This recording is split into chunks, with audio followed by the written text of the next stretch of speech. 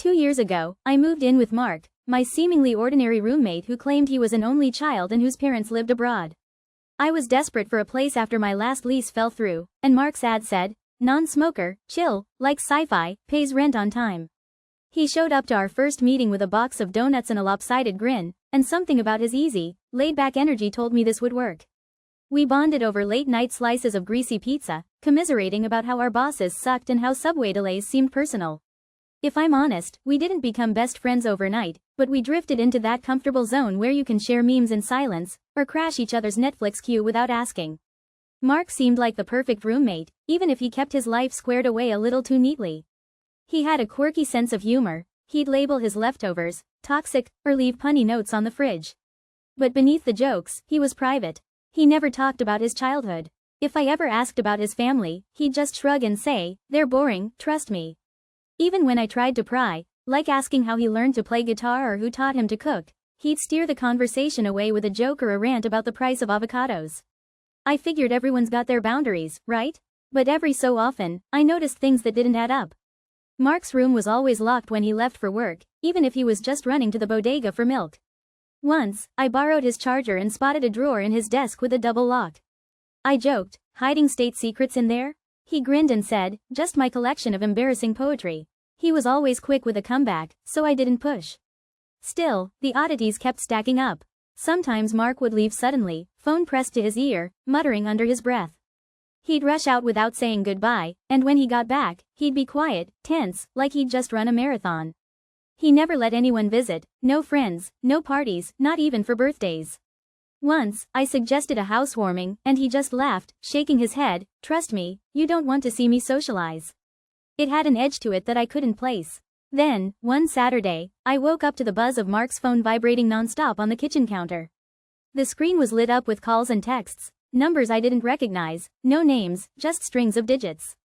I called out, "Hey, your phone's blowing up." He practically sprinted from his room, snatched it up, and ducked into the bathroom. I caught a flash of something in his eyes, panic. I remember thinking, maybe he's got a secret job, or a secret girlfriend. The mystery stuck with me, but when he came out, all smiles, he just said, "Spam calls. The universe hates me." It was around this time that Mark's girlfriend, Jess, started coming around more. Jess was quiet, polite, usually perched at the very edge of our beat-up couch like she was afraid to let her guard down. She had dark, curious eyes and a soft voice that always made our apartment feel a little too small. She and Mark rarely touched. Sometimes, when Mark left the room, I'd catch her staring at the pictures on our fridge, like she was searching for something. One night, Jess lingered in the kitchen, fiddling with her tea. She glanced at me and said, "Is Mark always like this?" I asked what she meant, pretending not to notice the strain in her voice. She hesitated, then said, "Just distant. Like he's hiding from something." I shrugged, trying to joke it away, and she added, almost whispering, "He says people deserve second chances, but you have to trust them first." I didn't know what to say to that, so I mumbled something about Mark being an enigma and changed the subject. But after that, I started listening a little closer, watching a little harder, every time Mark shut a door or left a conversation unfinished. Looking back, I should have realized something big was brewing beneath the surface. I just never expected it to knock on our front door, literally, late one stormy night, with a truth neither of us was ready for. The knock echoed in the apartment like a badly timed punchline. I remember the scent of takeout still hanging in the air, and the way Mark's girlfriend, Jess, was mid-laugh at some story when I opened the door. There she was, a tiny girl with midnight hair and wide brown eyes, hugging a battered backpack to her chest. She couldn't have been older than 6, but her voice was sure when she said, "I'm here to see my dad." And she looked straight at me. For a split second, I didn't even register she was talking about me. But her small hand extended, offering a crumpled slip of paper with my name scrawled across it. The room froze, Jess with her mouth half open, Mark stiff as a mannequin. I'm not proud to admit my first thought was, who's pranking me, because this was just too surreal. A cold sweat prickled under my shirt as I knelt down to her level. I think you've got the wrong guy," I said gently. Maya's lower lip quivered, and she clutched my sleeve. "No, the note says you're my daddy now." I waited like Mommy said. I looked up as Jess's eyes darted between me and Mark, suspicion brewing in her furrowed brow. Mark's hand went to his forehead like he was bracing for impact, then he reached for Maya's shoulder. "Sweetie, maybe you're confused. Let's, get you some water, okay?" he said, voice strangled. But Maya shook her head, burrowing further into my side. I want to stay here. Mommy said this is home. That's when I noticed her backpack bore a faded patch that looked handmade, stitched clumsily but with love. Mark tried again, more urgent this time. Let's step in the hallway, Maya. Come on, it'll be fun. She planted herself on the welcome mat and fixed him with the most defiant stare I've ever seen from someone under 4 feet tall. No, I'm staying with my dad. Every syllable was a hammer on my nerves. I could feel Mark's panic radiating off him in sweaty waves. Jess, ever the pragmatist, said what we were all thinking. Is this some kind of joke? Mark, did you know about this? Mark sputtered, of course not. Why would I? But his eyes betrayed him, darting, pleading, terrified. I took the folded note from Maya's fist, hoping it would offer answers, or better yet, explain how I could extricate myself from this circus. The paper felt soft from being gripped, corners bent, and smelled faintly of lavender soap. I unfolded it carefully. The handwriting, loopy, a little rushed, was oddly familiar. It read, "If anything happens to me, please keep Maya safe. You promised. She trusts you. L." I stared at the words, my heart pounding so hard I could feel it in my throat. I hadn't promised anything. I'd never met this little girl. But as I read the note again, something about the way the lowercase l curled at the bottom tugged at my memory. It was like déjà vu, familiar but impossible to place. I looked up at Mark, who was now sweating bullets. Is this your idea of a joke? I asked, voice low. Mark shook his head, wide-eyed. I swear, I have no idea what's going on. Maybe the kid's mom, maybe she's got the wrong apartment. Jess cut him off, skepticism sharpening her voice. Then why does the note have his name? And why does she look so sure? Maya hugged my arm tighter, her small fingers digging into my skin. Can you read it to me? She whispered. I knelt beside her and read the message aloud, trying to steady my voice. When I finished, she nodded solemnly. That's from Mommy. She says you're gonna help me now. A thick silence filled the room. I could hear the distant hum of traffic outside, the high-pitched whine of the fridge cycling on. Mark's face had drained of color, and Jess looked like she was about to start interrogating us with a flashlight. Mark grabbed my arm, steering me toward the hallway. 2 seconds, he muttered, then raised his voice. Jess, can you stay with Maya? Jess folded her arms but nodded. I glanced back. Maya stood rooted in place, watching me go with wide, unblinking eyes. Mark dragged me down the hall, shutting the bedroom door behind us. His hands were shaking. I need to tell you something, he said, voice barely above a whisper. But you gotta promise you'll hear me out. Mark, what's going on? He pressed his back to the door, eyes darting. She's mine. Maya's my daughter. The words hung there, heavy as stone. I tried to process it, but he kept going, voice cracking. Her mom, Lena, she disappeared. 2 weeks ago. I got a text, then nothing. This morning a neighbor texted, said Maya was missing. I thought she was with Lena's sister, but he scrubbed his face with his hands, breathing hard. I have no idea why she'd come here, or why she'd leave you that note. But if Jess finds out. He stopped, swallowing hard, eyes wild. You can't tell her, please. Jess doesn't know about any of this. I never told her about Lena or Maya. I thought, they were gone, you know? Lena said she'd never come back. Please, I need you to play along. Just until I find Lena. Just until I figure this out. There was a beat where I just stared at him. The hum of the old radiator filled the silence. My head spun. Mark was the kind of guy who ironed his socks and remembered everyone's birthday. This secret family didn't fit with anything I thought I knew about him. Why me? I asked. He slumped against the wall. I don't know. Maybe Lena was desperate. Maybe she remembered that one time she met you, at that party.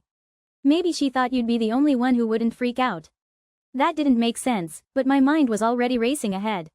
Maya was alone, scared, and for reasons I couldn't explain, she'd been brought to my doorstep.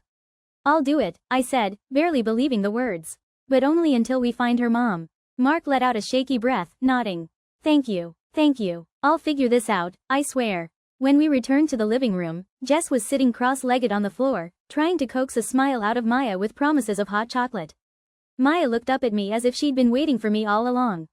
I forced a smile. Guess we have a guest tonight. Maya's face lit up, and the tension in the room thinned just a little. But Jess didn't take her eyes off me, her suspicion growing roots. The next few days blurred into a strange routine. Maya clung to my side, her tiny hand finding mine whenever we walked down the hall or watched TV. Sometimes, she'd ask me simple questions. What's your favorite color? Do you like pancakes? And I'd answer, trying to sound like someone who had a clue what he was doing. Mark grew more frantic each day, fielding mysterious phone calls in the bathroom and checking his email obsessively. Jess, meanwhile, watched every interaction with Maya like she was assembling a mental jigsaw puzzle, one she didn't have all the pieces for. One afternoon, as I helped Maya draw with colored pencils, she reached for my hand. "Will you be at my birthday?" she asked. Her birthday. I glanced at Mark, who looked like he might faint. "Of course," I said, improvising. "When's your birthday?" She beamed. "Today." Mark's eyes widened. "It's today?" Maya nodded, clearly delighted. Jess jumped in. "Well, then, we need cake. Right?" So began the most surreal birthday party I've ever thrown. We made cupcakes from a box, baked with the oven door hanging open because the hinge was broken. Maya insisted we all wear paper hats, so Jess made some out of old magazines. There were no presents, but Maya didn't seem to mind. She blew out a single candle, eyes shining. As the party wound down, I sat beside Maya on the couch, the sticky scent of frosting clinging to my fingers. She leaned against me, eyelids drooping. "Jess," clearing plates, asked Mark, "So, how did you two meet, again?" I never got the full story. Mark fumbled. At a work thing, right?" Before I could answer, Maya stirred, mumbling in her sleep. Her lips formed a word, "Papa." Jess froze, plate in hand. "Did she just..." Mark coughed, almost dropping his cupcake. "She, probably heard that in a movie." I forced a laugh, but my heart thudded against my ribs. Jess narrowed her eyes, but let it go, for now. Later that night, as Mark and Jess argued quietly in the kitchen, I tucked Maya into the guest room. She looked up at me, eyes shining in the dim glow of a nightlight. "Is Mommy coming soon?" she whispered. A knot formed in my throat. "We're trying to find her, Maya. We'll keep you safe until she comes back." She nodded, clutching a worn stuffed rabbit to her chest. "Thank you, Daddy." I sat on the edge of the mattress long after she drifted off, listening to the distant, muffled voices from the kitchen. The apartment felt smaller than ever, the air heavy with secrets. The next morning, with Mark gone on another frantic errand, I decided I couldn't sit idle. I needed answers. If Maya's note was real, if her mom had left her here intentionally, I had to know why. While Maya watched cartoons, I slipped into Mark's room and started searching. I felt a little guilty, but the stakes were too high. Rifling through desk drawers, I found a stack of bank receipts. Hidden among them were wire transfers, regular payments sent to an account under a woman's name I didn't recognize. But the contact info listed was me. My name, my email, my old phone number from college. My stomach flipped. I snapped a quick photo of one receipt, then heard footsteps in the hall. I ducked out just as Jess poked her head in. "Everything okay?" she asked, eyes lingering on my face. "Yeah, just, looking for a flashlight," I lied. She didn't look convinced, but let it drop. That night, after Maya fell asleep, I called the number from the receipts. It rang twice, then went to voicemail, a woman's voice, strangely familiar, instructing me to leave a message. I hung up without speaking. My hands shook. The next day, Jess found a folder tucked behind the bookshelf while dusting. I heard her gasp, then the scrape of paper. When I entered the living room, she was holding a stack of photos, Mark and a woman I recognized instantly as Lena, laughing in a sunlit park, holding a toddler-aged Maya between them. There were birthday cakes, Christmas trees, little Maya on Mark's shoulders. Jess's face was pale with shock. "Mark, what is this?" she called, voice shaking. Mark froze in the kitchen archway, a glass of water in hand. Jess thrust the photos at him. "Who are these people? Why have you been hiding this?" The room seemed to shrink as all eyes landed on Mark. Maya peeked through the doorway, sensing the tension. I stood frozen, realizing that the knot of lies we'd been spinning was about to unravel, and I had a front row seat to the fallout. And that's when Jess, voice trembling but clear, turned to me. "And you knew, didn't you?" I swallowed. The secrets, the note, the fake birthday, the late-night calls, they all pressed in at once. The only thing I knew for sure was that none of us were leaving this room the same as we'd entered it. What would Mark say next? And what would Maya remember? The truth was finally cornered, and about to come out, whether any of us were ready or not. The living room was a war zone of hurt feelings and confusion. Mark slumped on the edge of the couch, his hands trembling, while Jess paced furiously, her boots thumping against the floor. Maya hovered at the edge of it all, clutching her little backpack, eyes wide. I felt like a ghost in my own apartment, but I knew it was time for answers, no matter how complicated they were. "Mark, you have to tell her everything," I said quietly, my voice barely above a whisper. "We can't keep Maya in the dark. Or Jess, for that matter." He dragged a shaky hand through his hair, then met my eyes. There was resignation there, and something like relief. "You're right," he said. "No more secrets." Jess stopped pacing, arms folded. "Start talking. Now." Mark took a deep breath, glancing at Maya, then back at us. When Maya was born, things with her mom, Emily, were already messy. Custody battles, lawyers, the works. It wasn't safe sometimes. Emily didn't trust a lot of people, but she met you once, remember? At that Christmas party, years ago. I blinked, the memory surfacing. A tired young woman, a baby swaddled in pink, and Mark introducing us in a noisy kitchen. I'd offered to hold Maya while Emily got a plate of food. She'd smiled at me, grateful. I'd forgotten it until now. She put your name down as Maya's legal guardian if anything ever happened to us, Mark went on, his voice cracking. It was a long shot, but she said you seemed like someone who'd actually care. I didn't even know until she showed me the papers. The last I heard, she left the country with Maya, and I didn't think I'd ever see them again. When Maya showed up here looking for you, I realized Emily must have told her somehow, to find you if she was ever in trouble. A thick silence settled. The gravity of it hit me. I wasn't just an accidental player in this drama. My name was literally on the line for Maya's safety.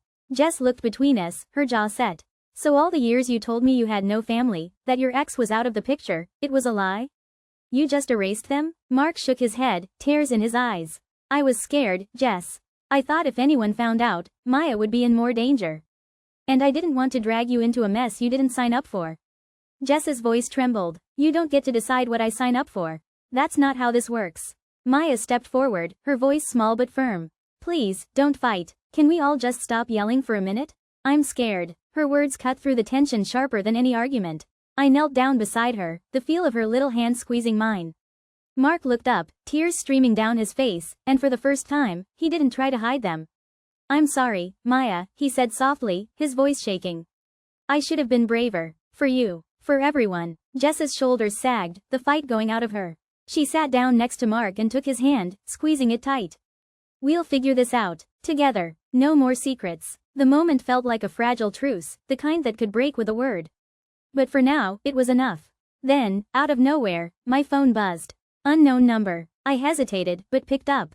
On the other end, a breathless, familiar voice. Is Maya safe? This is Emily. Please, don't tell anyone I called. I need help. I glanced at Maya, her face suddenly hopeful. Emily? I breathed. Where are you? She whispered, I'm in the city, but I can't let anyone see me. There are people looking for us. I just need to know Maya's all right. I'll come if it's safe, can you help? My heart raced. She's safe, Emily. We'll keep her safe. Tell me where you are and we'll figure it out. She rattled off an address, her voice ragged with worry and relief. Thank you. I don't know who else to trust.